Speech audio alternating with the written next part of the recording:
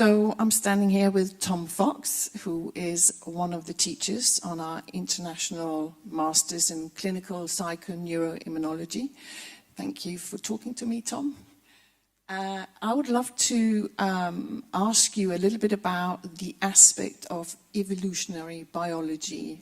Clinical psychoneuroimmunology is certainly partially based on evolutionary biology. So what do we mean by evolutionary biology in the context of clinical psychoneuroimmunology?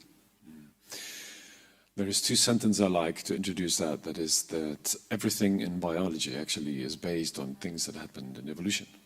And medicine is based on biology. So there is a direct line actually that we should talk about evolutionary biology, or as we call it, evolutionary medicine, when we are trying to solve problems that in the healthcare system are confronted with the people that we're treating now. To give a short or brief explanation is that a few diseases occur because people have characteristics, genetic so-called polymorphisms, which have been created during evolution in our ancestors' lines, and they still occur. And if there is something that is still occurring, we have to look for, not only for damaging factors, we have to look for the benefit. There are polymorphisms, for example, which in the past have made our ancestors immunologically stable, so they could defend virus infections, bacteria infections much better. Nowadays, we don't have the same immunological impact, so there is not that much bacteria. Viruses are just occurring every now and then. We almost have no parasites, but we still have these characteristics.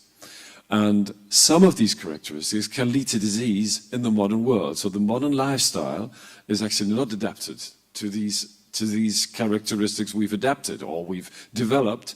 And this is where some diseases have to be looked at from an evolutionary perspective. And this is one of the main columns of clinical PNI, to look for not only how does a disease work, but also why does it still occur. And so with this knowledge, how do we implement that into our patient care?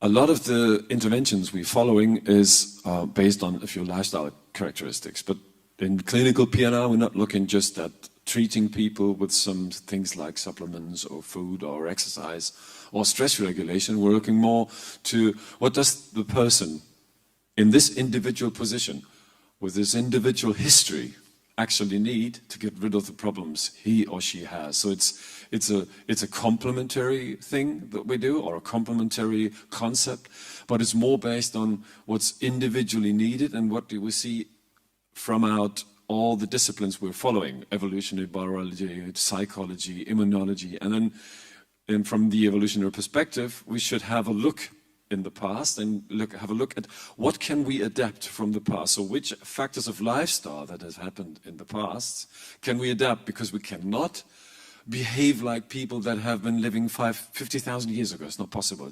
We are modern humans, but we can take aspects and integrate them to modern life in order to solve some healthcare problems. Amazing. Thank you so much.